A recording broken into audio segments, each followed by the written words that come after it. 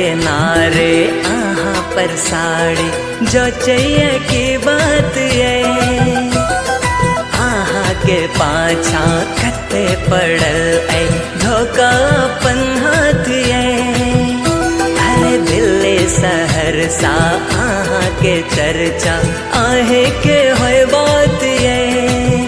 ए आहा के गाल के तिल गोरे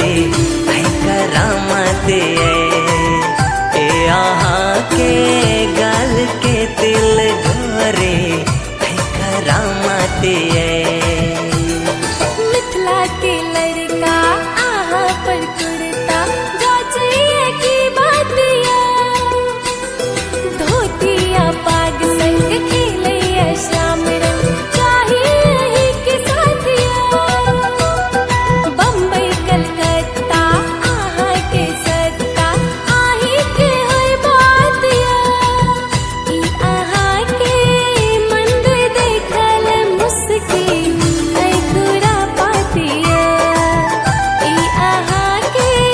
मंद देखल मुस्की ऐ खुरा पातिया।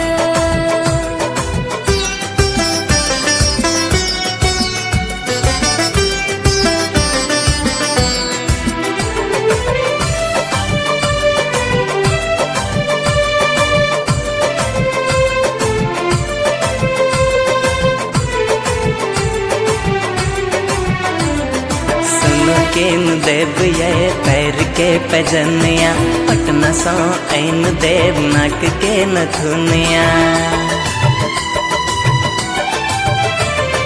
हमर सब गहना का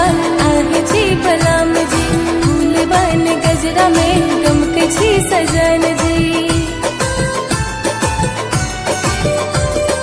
आहे छी सौगातिया ई आहा के मंद देखल मुस्की ऐ खुरा पातिया ए आहा के गाल के तिल गोरे ऐ करामत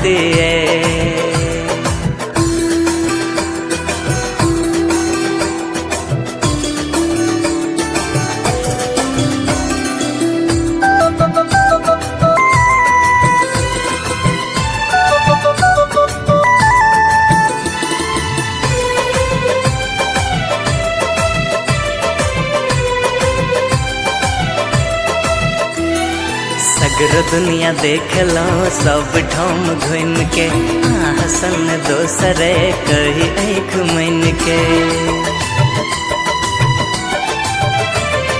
रात दिन ठोड़ पर आही के तना में आह कंगना सुनु यौ हमर चारू धाम सदखन से हम साथ ये ए आहा के गाल के तिल घोरे ऐ करामत ए आहा के गाल के तिल गोरे ऐ करामत मिथिला के नारे आहा पर साड़ी जो चाहिए की बात ये आहा के पाछा कते पड़ल ऐ धोखा अपन हाथ ये अरे दिल्ली शहर सा आहा के चर्चा आहे के होय बात ये ए आहा के गाल के तिल गोरे ऐ करामत ए आहा के